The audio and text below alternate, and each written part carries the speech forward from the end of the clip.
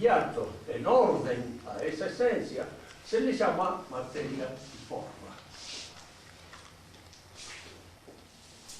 La esencia entonces de la criatura corporal, la esencia misma, está compuesta de potencia y acto.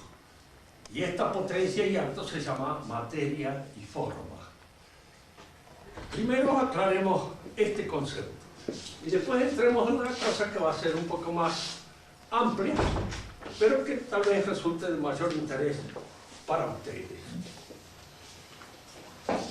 El ser espiritual, del cual habíamos hablado en la clase anterior, tiene una esencia acabada, completa, terminada.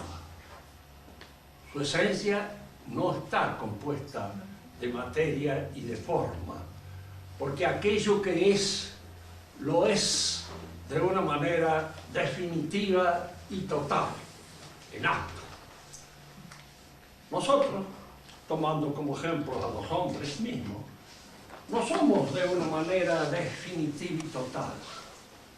Estamos en un proceso de realización, que al mismo tiempo que es proceso de perfeccionamiento, realización, es proceso de destrucción, de corrupción. Es decir, estamos perfeccionándonos, pero llega un momento en que en vez de perfeccionarnos nos corrompemos y vamos decayendo, vamos entrando en una cierta descomposición. En nosotros entonces la esencia no está acabada, no está completada, no está terminada en un solo acto, está en vías de realización. Nos realizamos, nos hacemos. Y nos hacemos, lo hemos dicho muchas veces, dialógicamente, en relación con los otros. Solos no seríamos nada, nada más que idiotas. Somos en tanto nos ponemos en contacto con la sociedad a la cual pertenecemos, y esta logra en nosotros una mayor perfección en la medida en que esa sociedad tiene los elementos para ese perfeccionamiento, empezando por el idioma, que es el elemento fundamental para el perfeccionamiento intelectual del ser humano. Esta tesis es lo que podríamos llamar nosotros la tesis fundamental de lo que es la cosmología de Santo Tomás de Aquino. Y aquí es donde nosotros entramos en lo que a mí me interesa desarrollar como tema hoy. Porque es precisamente a partir de esta idea del cosmos cómo empieza a distinguirse, a diferenciarse la edad moderna, cómo empieza la edad moderna a separarse del contexto tradicional, tanto antiguo como cristiano.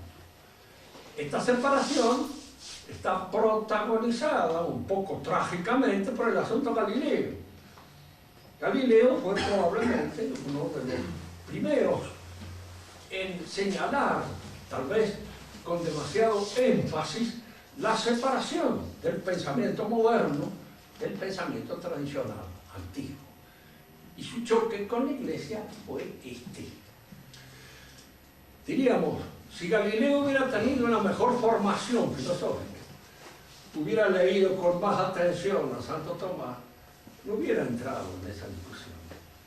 Y lo mismo podemos decir de varios de los que discutieron con él, no de todos, porque hubo algunos, como el cardenal Bellarmino, que sabía muy bien de qué es lo que se estaba discutiendo y qué era lo que allí se jugaba, porque Bellarmino tenía una formación tradicional, bien asentada, conocía su teología y conocía la filosofía aristotélica de Santo Tomás, y conocía por ende perfectamente bien en qué consistía la cosmología de Santo Tomás de Aquino y cómo era perfectamente posible concertar el pensamiento moderno con el pensamiento tradicional, porque eran dos visiones del cosmos diferentes, distintas.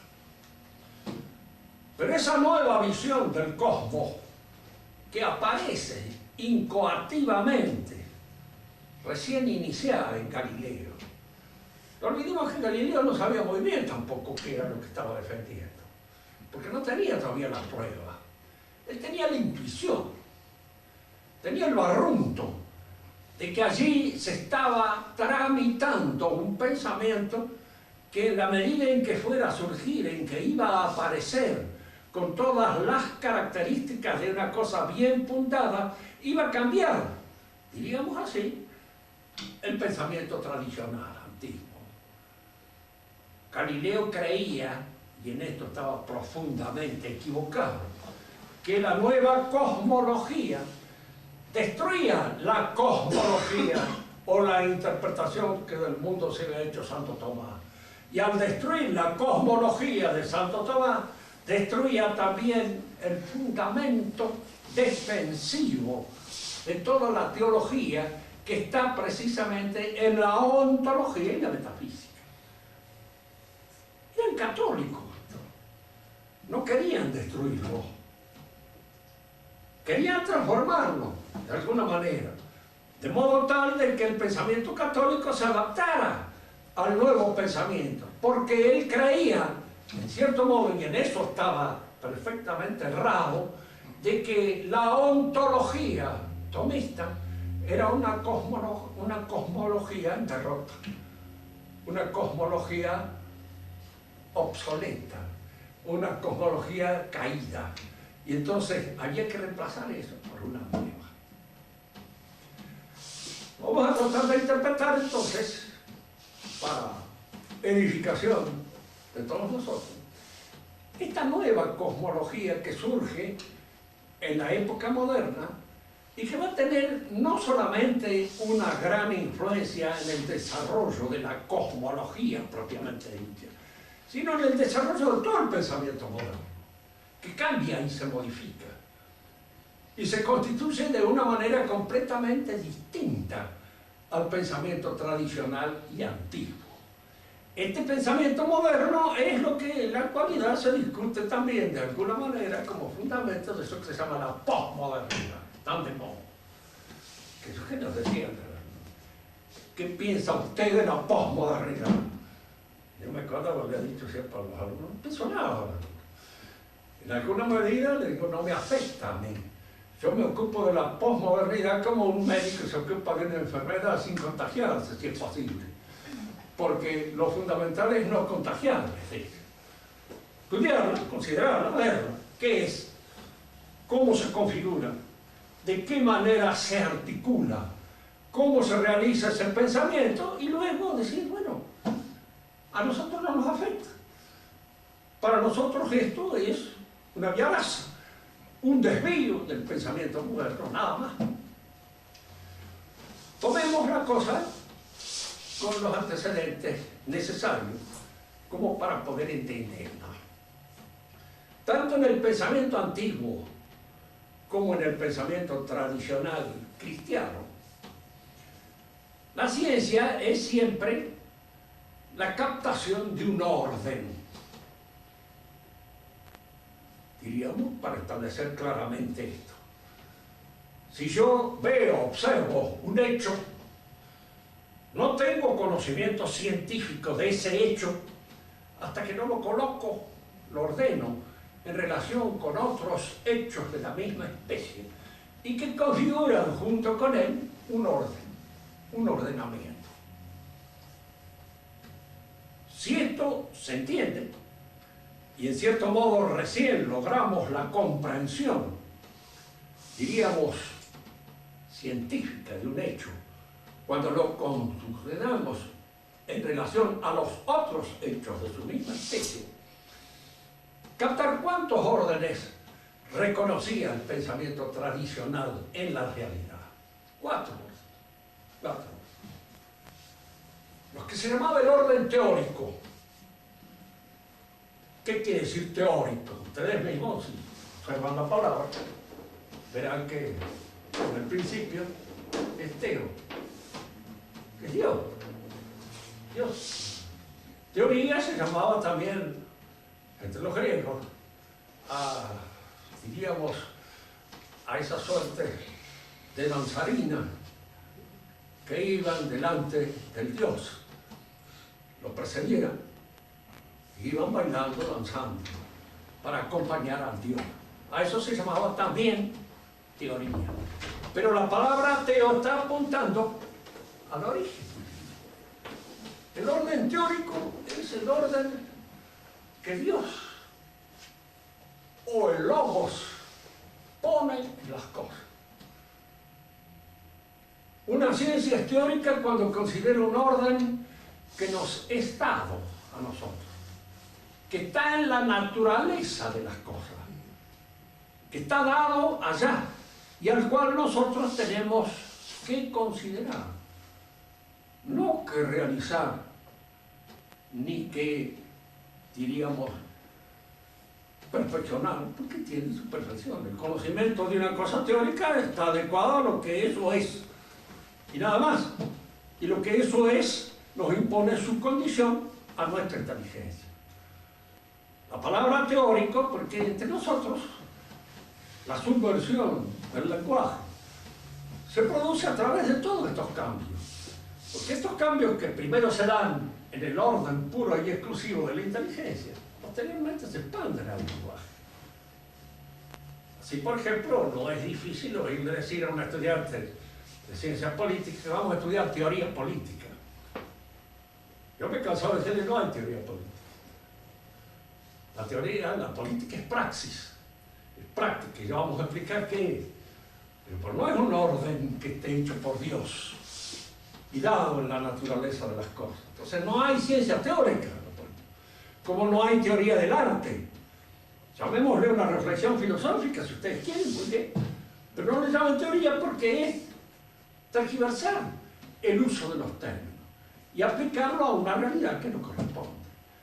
¿De dónde nace esa tergiversación? Fundamentalmente del marxismo. ¿Y por qué fundamentalmente del marxismo? Porque el marxismo es, si se quiere, aquello en donde todo este movimiento intelectual moderno culmina y explota, hace ¡pum! Y se termina. Después del marxismo nos hemos quedado sin otra cosa que inventar por el momento. Tanto que los viejos marxistas están en la posibilidad de ver si reconsideran nuevamente sus problemas y los plantean de una manera más adecuada a las exigencias que el mundo le impone. El orden teórico es el orden que está en las cosas. Y las ciencias teóricas son aquellas ciencias de la naturaleza. La matemática es teórica, porque también estudia un ordenamiento que, si no está dado en la naturaleza, está percibido por nuestro entendimiento y como impuesto de afuera. La metafísica es teórica, las ciencias de la naturaleza son todas teóricas. El arte médico es un arte, pero al mismo tiempo se inspira en una serie de conocimientos de tipo teórico, como puede ser la anatomía, como puede ser la fisiología, como puede ser la histología, y como pueden ser todas esas otras ciencias que el médico considera y que forman parte del haber de su arte. Yo puedo modificar esto y llamar teórico. Sí. Vamos a hacer teoría. La arquitectura es una ciencia teórica, no lo es. Hay ciencias teóricas dentro del estudio de arquitectura, pero en sí mismo la arquitectura es un arte. Yo no puedo contemplar o decir, contemplo teóricamente el edificio, que no lo hago. No lo hago, pero el edificio es una cosa artística.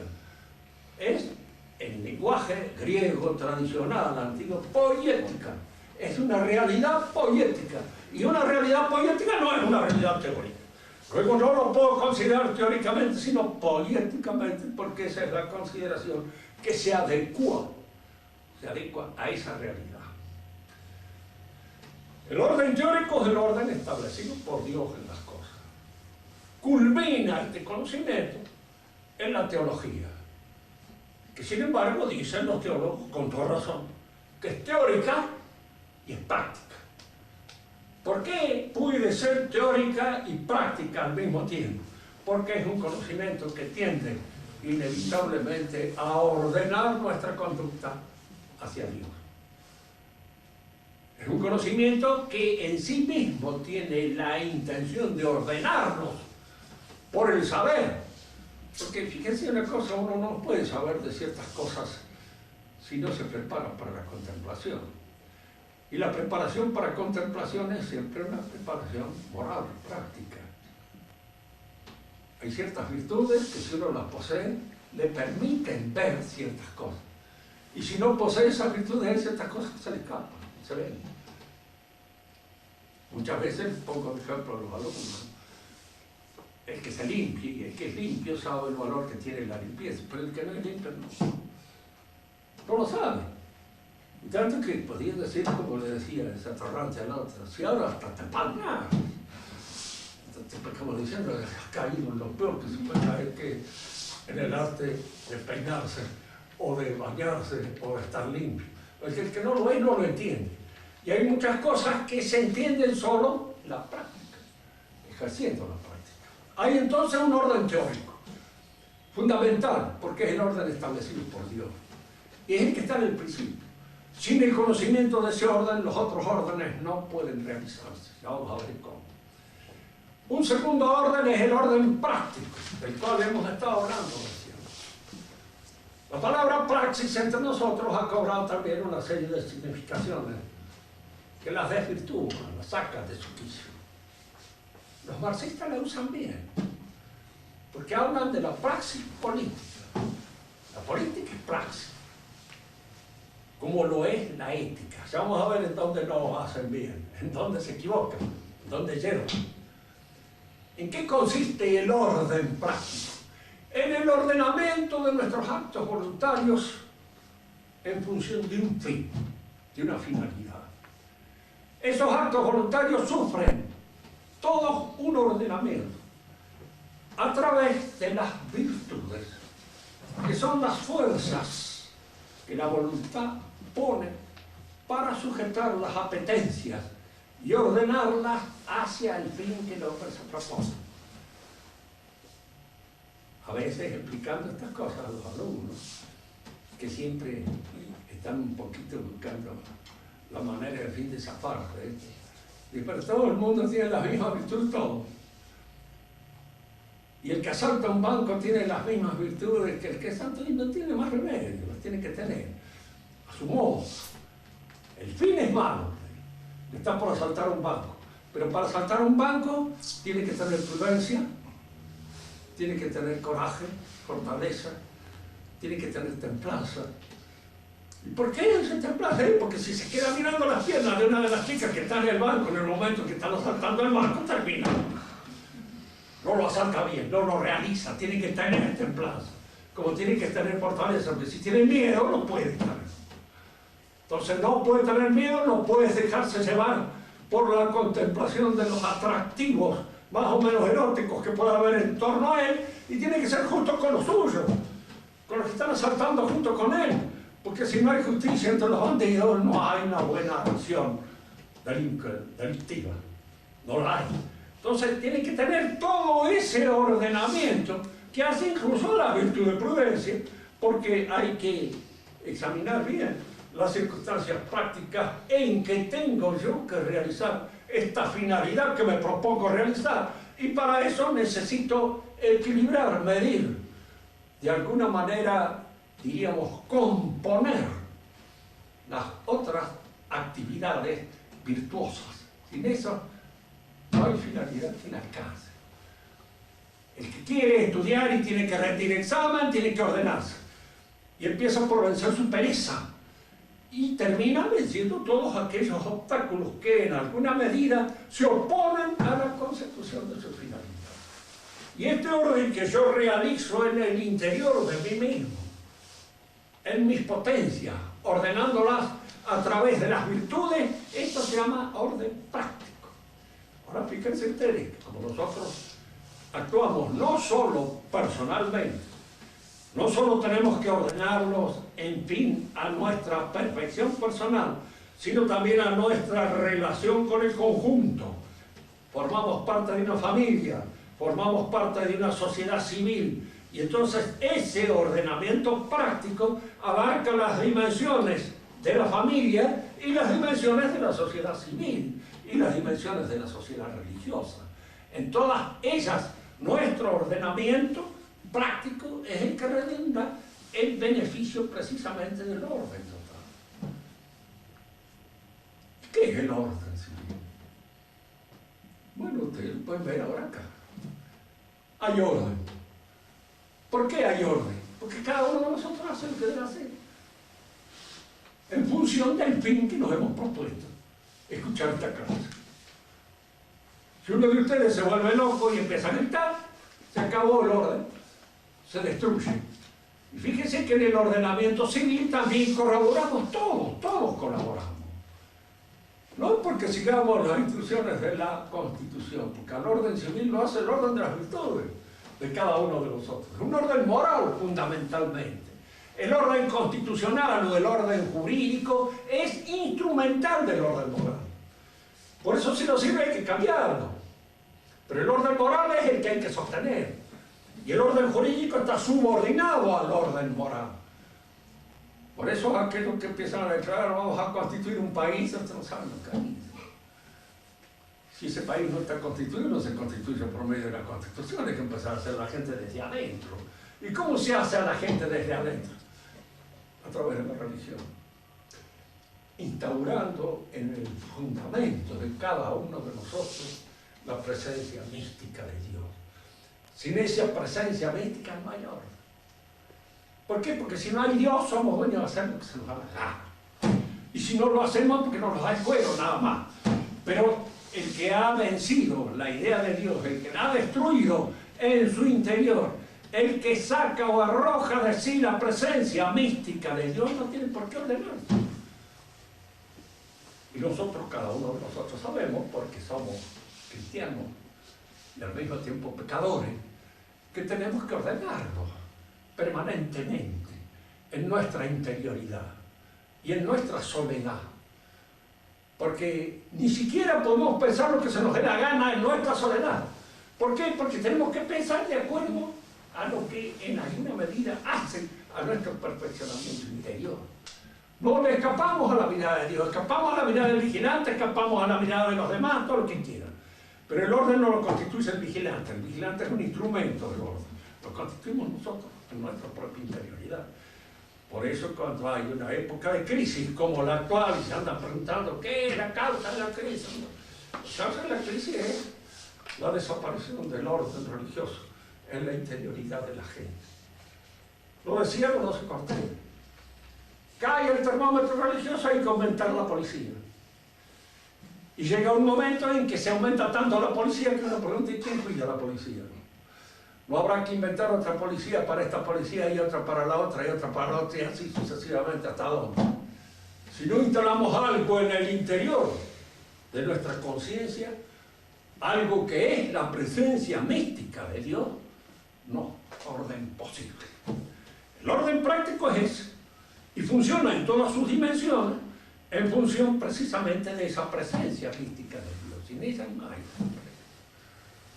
Todas las sociedades conocidas se han fundado sobre una base religiosa. Y no olvidar nunca, la religión es una. Y si alguno me pregunta, bueno, pero los paganos, ¿qué religión? Tienen rezagos de la religión, de la verdadera revelación primitiva. Lo que queda en ellos de eso es religioso en eso. Yo les decía la otra vez que me había conmovido una vez leyendo la Odisea, de que el padre de Ulises no hubiera querido tomar a una esclava muy linda que tenía él como mujer por respeto a su señor. Y pues existía ya en esa época esta situación de honor con respecto a su mujer, en el honor, en la fidelidad monogámica, existía, siempre existió, en el principio existió. Son las guerras las que traen ciertas malas costumbres, como la poligamia y eso, los grandes jefes guerreros se arman de muchas mujeres, pero los demás no. Siguen nomás manteniéndose en una monogamia, tal vez a veces un poco obligatoria, pero sin más remedio. Y esa es la realidad. El orden entonces moral o el orden práctico está fundado en función de este presente, activo y concreto valor, la presencia de Dios en la interioridad del sujeto. Además del orden teórico y el orden práctico, está el orden poético, o orden técnico o artístico. Es el orden que nosotros establecemos en las cosas y en nuestra propia realidad corporal para presentarnos ante los demás. Un profesor que está dando una cátedra no solamente ordena lo que conoce intelectualmente, orden lógico, del que vamos a hablar después, sino que también ordena y pone de sus gestos, de sus actos. ¿Por qué este elemento artístico entra aquí? ¿Por qué tiene que entrar? Porque si no aburre. Y si aburre no enseña. No hay que olvidarse nunca los que van a ser profesores. El aburrimiento es el peor enemigo de la enseñanza. Y entonces hay que hacer en lo posible la clase atractiva para que no caiga el aburrimiento como un peso. No se olviden de ese dicho escolástico, cada uno da lo que tiene, y el que es aburrido aburre. Y de alguna manera así no puede hacer otra cosa nada más que aburrir, porque es aburrido, ¿verdad? Aburre. El orden poético es entonces muy vasto, muy amplio. Es el orden por el cual nosotros transformamos la realidad terrena en nuestra casa. La casa pertenece al orden poético, como la empresa, como la granja, como el taller, como todas esas cosas que forman parte de la poiesis, muy amplia, muy general.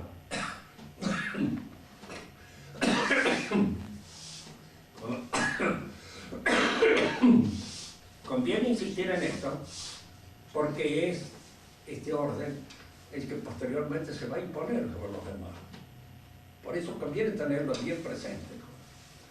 Pero es indudable que el orden poético, eso vamos a ver posteriormente, está subordinado al teórico. Y más, está también subordinado al práctico. Y luego, del orden teórico, orden práctico, orden poético, existe el orden lógico. El orden de nuestros conceptos en los juicios, de los juicios en los razonamientos y de los razonamientos en las argumentaciones.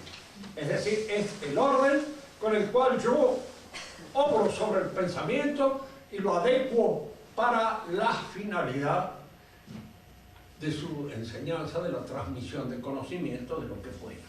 Estos son los 4 órdenes que el pensamiento clásico y en su seguimiento el cristianismo comprendían. Ahora el mundo moderno cambia de cosa. ¿Por qué? Porque desaparece el orden teórico.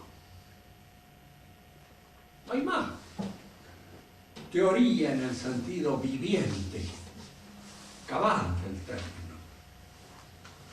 Es reemplazada por la poiesis. Y esto nace especialmente de la cosmología moderna. ¿Qué es la cosmología moderna? Hay una frase de Santo Tomás que es muy clarita en este sentido e indica lo que pensaba un teólogo en su época de eso que va a ser la cosmología moderna. Que ya los antiguos tenían una presunción, un presentimiento, que es una idea, en fin, que sale de los libracos así como Stolfi o Grosso, el creer que Colón fue el que descubrió que la Tierra era redonda. Sabía todo el mundo, la suma teológica está. Y ahí aparece no como un descubrimiento de Santo Tomás, que no era físico ni era cosmólogo en ese sentido. Era un hombre instruido de su época y dice algo que se enseñaba en la universidad. Y ese algo que se enseñaba en la universidad es que la Tierra era redonda. De manera que el sistema de Copérnico fue, en alguna medida, ya conocido, no en la época de Santo Tomás, pero sí un poco después, en el siglo XIV, por los investigadores de la Universidad de París, la mayor parte de ellos sacerdotes, como Nicolás de Oresme, uno de los más importantes, Pierre d'Auxerre, el mismo Ockham, etc., conocieron muchas de estas cosas que posteriormente fueron desarrolladas de una manera más completa y acabada. Bien. ¿Qué es lo que introduce el pensamiento moderno en esto de extraño? ¿Y qué es lo que se va a transmitir con posterioridad a todo el pensamiento filosófico de la modernidad? En primer lugar, Santo Tomás decía, para recuperar la palabra, que acerca de las apariencias sensibles de las cosas se pueden dar muchas interpretaciones.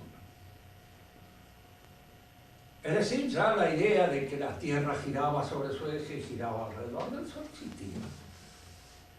Había otra idea de que la Tierra estaba en el centro del universo. También existía. ¿Cómo surgen estas ideas? Considerando las apariencias de las cosas, el nacimiento del Sol, el nacimiento de las estrellas, todos esos movimientos de los astros, se da acerca de ellos una interpretación. Esta interpretación, decía Santo Tomás, pueden ser muchas, pueden ser varias.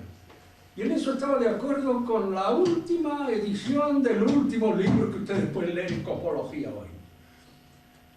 Es decir, que acerca de las apariencias sensibles de las cosas, muchos son los modelos que podemos dar y a los cuales se puede atribuir. Es decir, hoy se puede sostener que la Tierra está en el centro del universo. Sí, se puede sostener matemáticamente. ¿Y quiénes lo sostienen?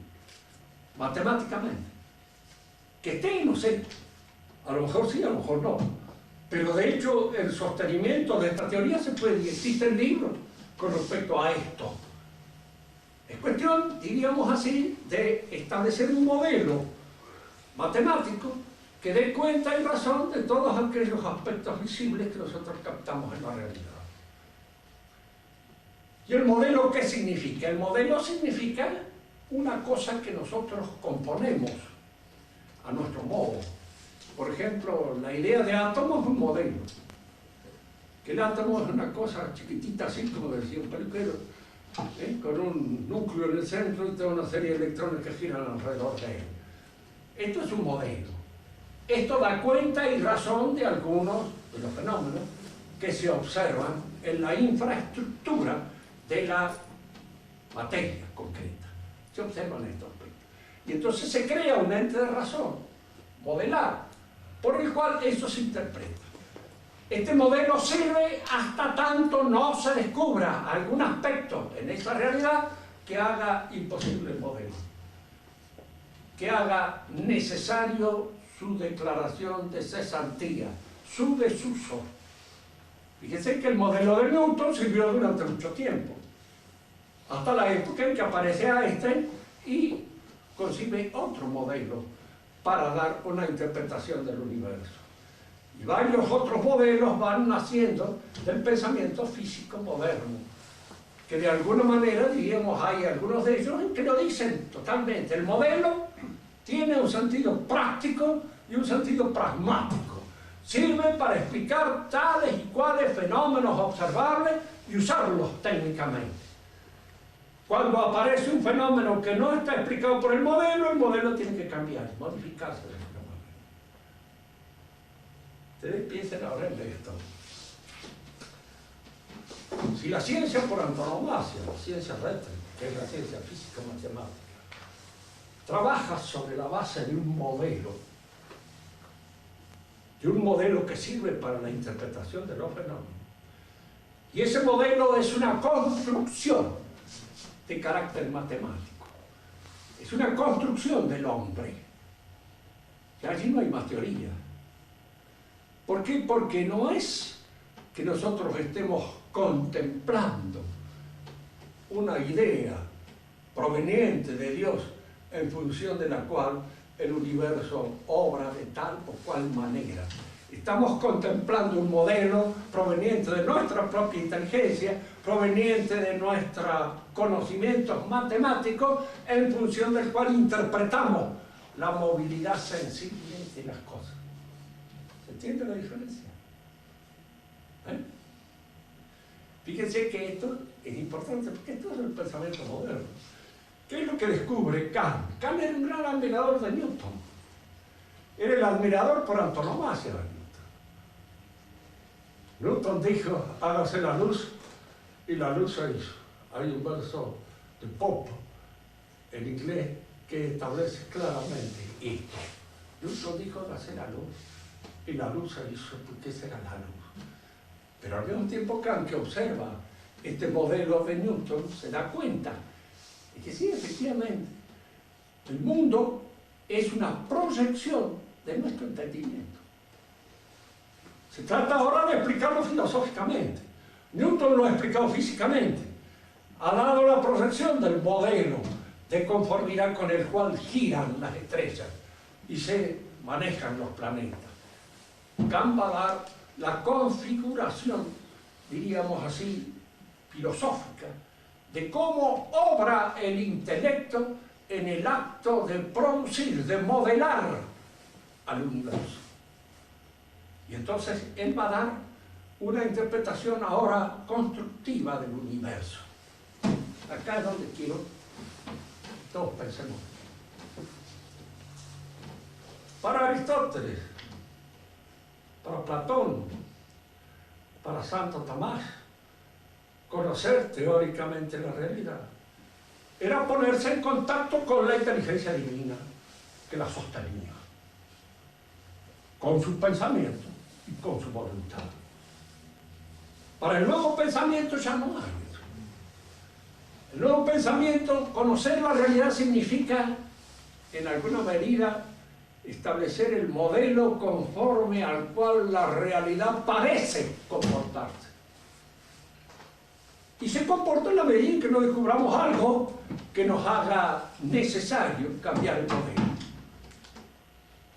Si esta es la ciencia rectrix, la ciencia que inspira el pensamiento de todos los filósofos y de todos los filósofos políticos de la época. Marx fue un gran admirador de la ciencia física matemática. Lenin lo fue todavía mucho más. ¿Qué trae esta ciencia para poder cambiar nuestra visión ahora de la realidad humana? Porque ahora se trata de eso. ¿Por qué los hombres no andan bien en sociedad? No habrá un modelo social en función del cual la sociedad termine con todos los conflictos que provocan las pasiones, que provocan la existencia del pecado en el orden social. No podemos llegar a un pacto, a un contrato social, a un orden jurídico que establezca definitivamente la marcha del orden social. Lo que se propone Rousseau. Con anterioridad a Rousseau, Hobbes ve esa posibilidad. Locke también. Todos los pensadores modernos están influidos por la idea del modelo. Y este modelo es ahora aplicable al orden social. Es decir, se trata de ver cuál puede ser el modelo de sociedad que conforme a las instancias, a los movimientos del hombre, pueda configurar una sociedad perfecta, acabada, en la que no haya conflicto, en la que no haya ya más poseedores, desposeídos, etcétera, etcétera, y todas estas otras cosas que constituyen lo que podríamos llamar el ámbito de todas las discusiones y de todos los conflictos de la sociedad. Inspirados en los modelos de la ciencia física matemática, surgen entonces los modeladores de la ciencia política.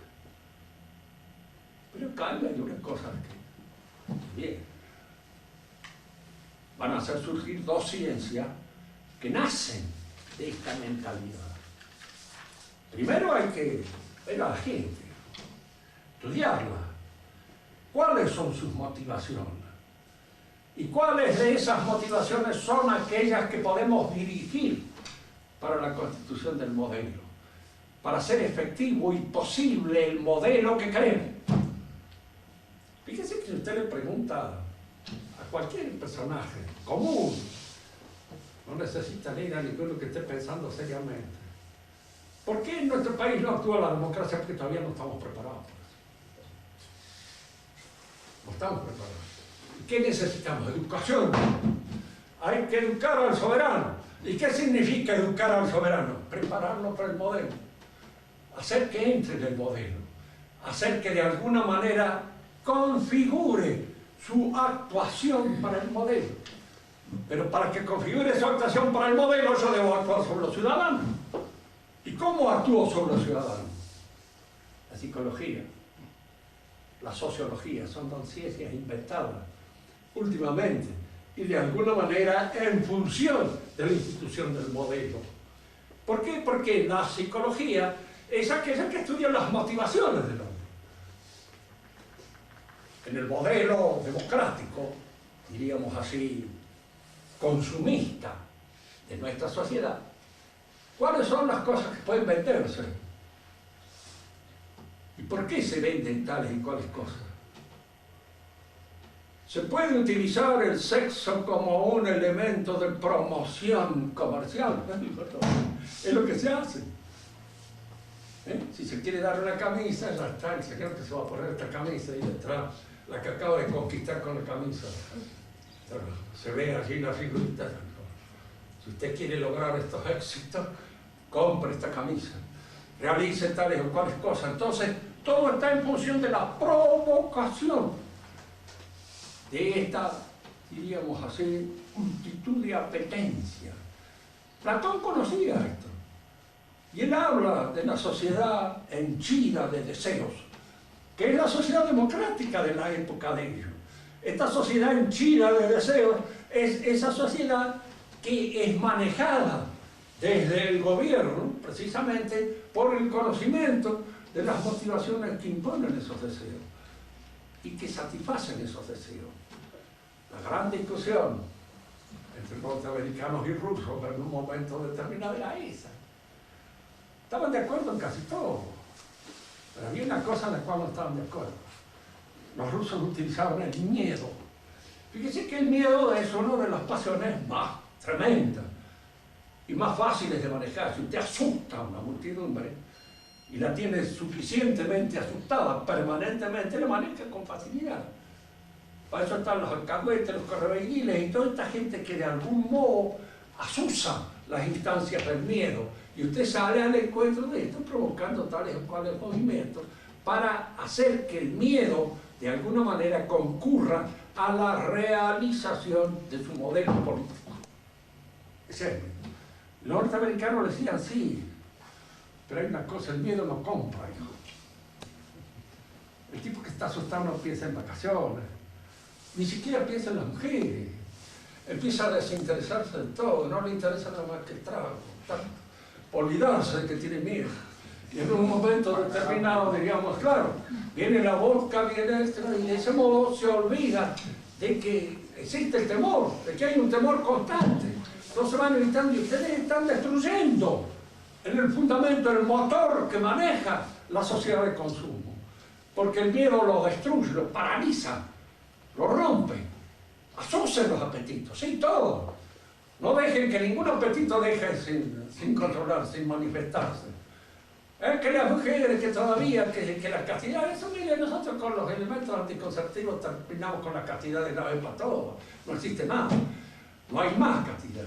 Ahora todo el mundo son, diríamos así, cualquier cosa, él puede manejarse a su antojo y hacer lo que quiera. Y esto compra, porque todo eso trae gastos en cosas, en elementos que se usan para la promoción del deseo, para la promoción del erotismo, para la promoción de todas esas apetencias. Señale a los hombres que quieran cada vez más máquinas, cada vez más esto, cada vez más el otro, entonces ustedes los tienen trabajando todo el día en esa rueda incansable para poder mantener su casa en un estado más o menos, diríamos así, de gastos que permitan el consumo de lo que es esencial. Y el hombre que no está en ese modelo, pienso en el poeta Rapin, norteamericano, se hizo fascista y destruyó el modelo norteamericano. Lo encerraron en una jaula primero en Italia cuando lo pescaron y después lo metieron en un manicomio, como es lógico. ¿Por qué? Porque el manicomio estará allí, los psiquiatras que lo acomodan al modelo. tratan de alguna manera de que éste logre una acomodación al modelo, por medio de cualquier cosa, lo que fuere. Pero el psiquiatra es el auxiliar del gobierno con el objeto de provocar el advenimiento de cada uno de estos hombres al modelo que en ese momento rige, se mantiene, que puede ser el modelo de la sociedad de consumo o puede ser el modelo de la sociedad comunista. Había una diferencia, que en la sociedad de consumo uno solo va al psiquiatra cuando encuentra que no anda bien con respecto al orden de la sociedad en la cual convive. Uno mismo va a irse a atender y a ver si le arreglan un poco los cables que tienen un poco destorcidos para poder entrar en el modelo. En Rusia se lo agarraban a uno, lo metían en un chaleco de fuerza y lo llevaban al psiquiatra. Iba a parar al psiquiatra también, pero a la fuerza, patada. En cambio, en el orden ya ha llegado a ser tan bien hecho, tan ajustado, que cuando uno se desacomoda con el modelo, uno mismo va, venga el psiquiatra, se me acomoda y puedo entrar nuevamente en los cánones del modelo. Ustedes ven, si examinan un poco lo que hemos dicho, pues en todo caso no podemos volver a repetir ciertas cosas. Desaparece el orden teórico, desaparece también el orden práctico. No hay más ordenamiento de la persona. El único orden que queda es poético, técnico, constructivo. La filosofía moderna es constructiva. Por eso, yo siguiendo el consejo del ilustre pensador, como decían los españoles, don Carlos Marx, le llamó ideología. Marx le llamó ideología a la filosofía moderna. Y tenía razón. ¿Por qué? Porque es un pensamiento, es una ideología constructivista, hecha en función de las exigencias del poder. Kant era liberal, y Hegel también. Y veían en la realización del futuro Estado liberal, precisamente, la apoteosis del pensamiento filosófico. Había una cosa en la cual aquí aparece el disentimiento. Hay una anécdota que describe a Hegel en los afueras de Jena, que es muy importante, muy importante. Hegel en los afueras de Jena ve a Napoleón que entra a caballo en Jena, vencedor de la batalla de Jena. Y entonces dice Hegel en una carta a un amigo prima: vi entrar al espíritu del mundo montado a caballo, dice, en los afueras de Jena. Y no dice el otro que pensaba, pero lo deja entrever. Allí se encontraban las dos fuerzas del espíritu. Él, que había pensado el mundo y le había dado su forma definitiva, y este que lo hacía. No podrá el que piensa el mundo y el que lo hace coincidir en una sola persona. Este es el jefe genial, que Marx creyó que podía ser él, pero cuando se dio cuenta que no podía hacerlo, lo dejó para que él fuera su discípulo. Lenin lo creyó y Stalin también. Y en alguna manera podemos decir que en el pensamiento comunista estas dos cosas del pensamiento hegeliano se juntan. El que conduce la historia, el conductor de la historia, el conductor de la marcha de la revolución, es al mismo tiempo el gran pensador, el gran cerebro. Porque la historia ahora y la realidad del mundo es estrategia, es hacer, es realizar la sociedad modelo a la cual estamos nosotros tendiendo a realizar. Es el reemplazo definitivo de Dios aquí central cesante. Dios ha muerto. Nietzsche ha muerto. Dios. Pero momentáneamente el hecho de que Nietzsche ha dicho que Dios ha muerto estaba perfectamente claro en este pensamiento moderno, que es pensamiento poético. Yo le decía, para amar, claro, volviendo a eso que decíamos recién, teoría, praxis. La praxis es la acción. Y la teoría es la meditación del modelo sobre el cual y conforme al cual se va a actuar. Entonces, así es fácil. Es decir, la teoría está subordinada al modelo.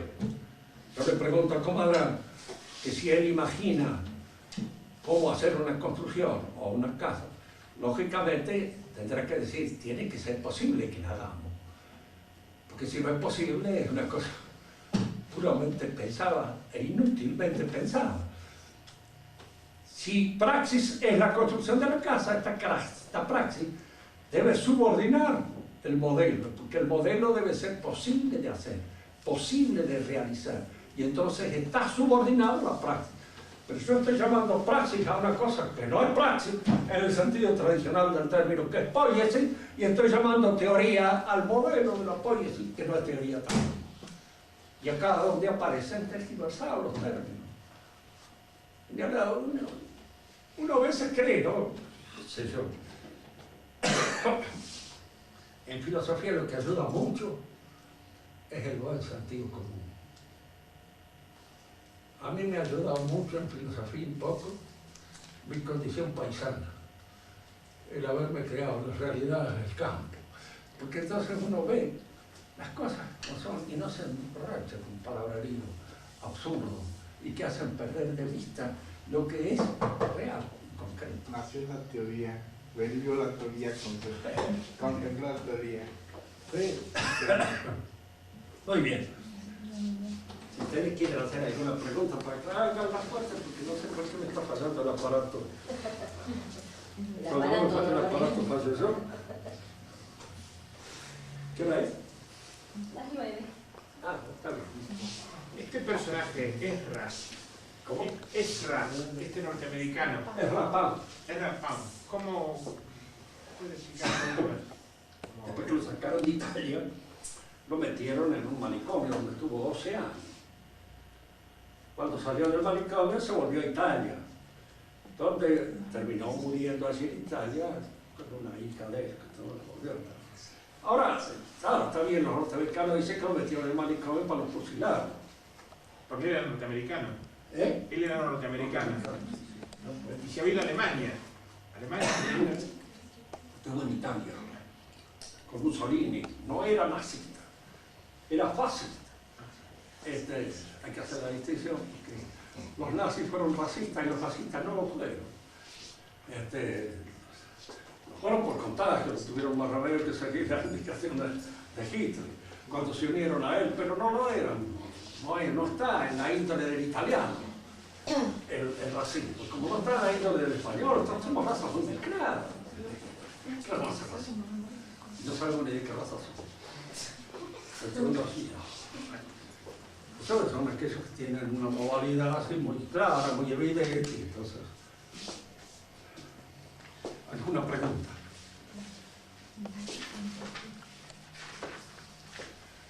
Ella ha sido alumna mía, pues son la estropeada hace mucho tiempo.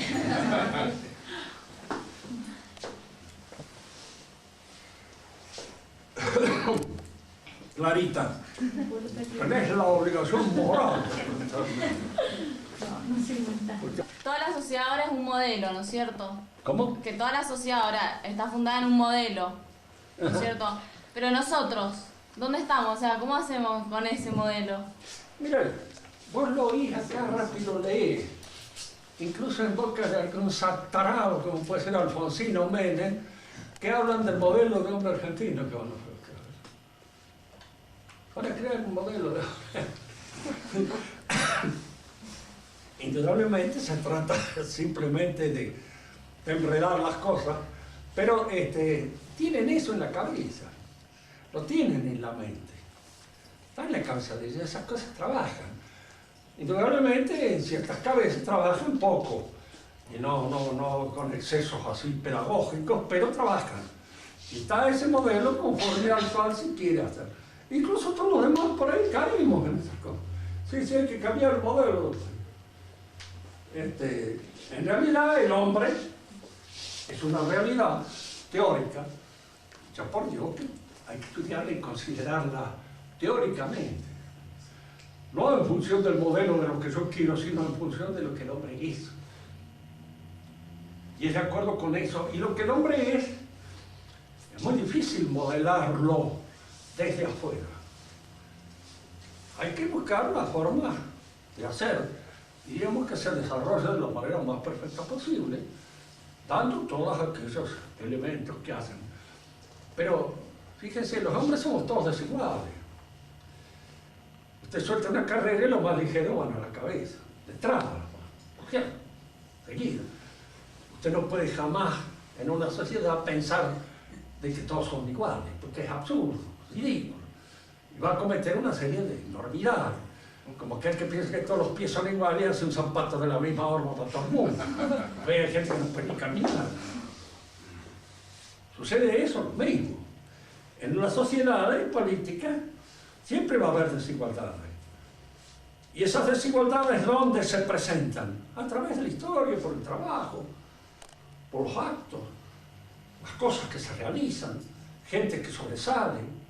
Y fíjense, el que sobresale generalmente tiende a hacer que sus hijos tengan el mejor punto de partida que él. Eso es inevitable y usted no puede evitar que eso sea, porque eso es lo normal, lo sano, lo decente, lo bueno. Generalmente el hombre que no es imbécil trata de casarse con una mujer que no es imbécil. Porque si se casa con una imbécil, como el pobre Rousseau, que le tuvo que enseñar hasta... Entonces, que no era tan imbécil después, por lo que vaya, por lo que hemos leído ahora últimamente. Pero, en fin, admitamos que fuera imbécil. Son cosas a veces que suelen suceder en individuos que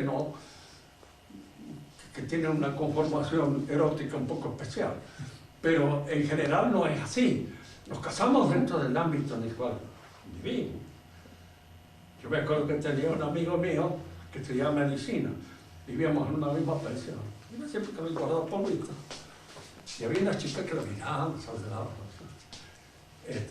Entonces, uno de los que estaba ahí, decirles que sos peluquero. Dice, no te van a saludar más. Dice, ¿cómo estás? Fue así. Esto parece cruel, pero le puso, pero es así, es cierto. Las chicas eran de clase media, llamaban a un muchacho que fuera médico mecanudo, pero el peluquero no. Entonces, en alguna medida, en cuanto él dijo que era peluquero, se les acabó el entusiasmo normal. No estaban ya más. Es decir, que el hombre tiende a buscar en la pareja aquellas condiciones que él ha realizado, que él ha logrado, para que así se prolongan y se mantengan. Y estas diferencias son naturales. Ahora hay que tratar de hacer que sirvan. ¿Cómo se trata de hacer que sirvan? Ustedes piensen en el viejo régimen. ¿Quiénes peleaban en la guerra? En la época de la Edad Media. Los aristócratas. Nada más. Los nobles, los caballeros, los que estaban a caballo. Y el resto de la gente, como nosotros peleaban, eso vendían huevos en la guerra uno y otro lado. Iban y vendían gallinas, entonces no peleaban. Todavía me acuerdo una de las anécdotas de la última guerra de Francia, bastante bochornosa para los pobres franceses, donde uno de los oficiales hizo matar a los franceses. Entonces, el comentario de los soldados era, se un aristócrata. Es un aristócrata. ¿Qué parece? Se hace matar, puro lujo. Y se peleaban. Entonces había, dentro de esas categorías sociales principales, una serie de obligaciones a las que estaban adscritos. Obligaciones que comprendían que estaba arriba y que estaba abajo. En Francia, por ejemplo, se le ordena a un militar que detenga a un famoso banquero, que lo hace detener Luis XIV, que los reyes estaban preocupados porque los banqueros no tuvieran demasiado. A Moneta ya lo hubieran colgado en la plaza con toda seguridad. Y siempre había y asistía todo el público contento y feliz de ver morir varios banqueros juntos. A este lo mete preso, a este militar, y después el rey, Luis XIV, le ofrece hacerlo gobernador de la Bastilla, para que quedara, que era una cosa que cobraba bastante dinero. Y él le dice, no, sí, soy soldado, no carcelero. Y eso se entiende, caballero. El rey entendió, es un soldado, no es un carcelero. Y a cada uno, a cada señor, su honor es el que le corresponde, el que le toca. No, Hay una serie de hechos, de cosas que van condicionando la actividad del jefe y que hacen que esa actividad a la vez tenga una serie de obligaciones. El que se desacreditaba en el antiguo régimen se desacreditaba a él y desacreditaba a todos los suyos. Así que los suyos estaban muy preocupados para que no se desacreditara nada. Y lo cuidaban. Hoy día desacreditarse, si al fin de cuentas usted tiene unos cuantos mangos, no significa gran cosa, es lo mismo. Por eso, diríamos, la naturaleza del hombre hay que tenerla en cuenta con aquello que esa naturaleza tiene, es. Puede ser a veces, hay individuos que son muy infelices, es cierto. ¿Qué va a hacer? Hay que crear en los buenos, en los fuertes, la generosidad suficiente como para que los ayude. Que les dé la mano. ¿Por qué? Porque de otra manera están fritos. Yo me acuerdo que había un gallego que trabajaba en casa, era terriblemente sensato, era casi analfabeto, pero sabía bien. Y una vez lo querían convencer del comunismo. Le dije, no, pues no, hombre. Todos los días salen 10 de su casa. 9 son vivos, se encuentran y el negocio está hecho para vivo. Y los 11 quedan en el aire. Dice, eso será así siempre, con tu comunismo, sin tu comunismo y con lo que sea. Dice, y felizmente siempre va a haber más onzos que vivos. ¿Por qué? Entonces decía una expresión muy fea, que las onzas es la primera que se queda embarazada. Lo decía con otras palabras bien de gallego.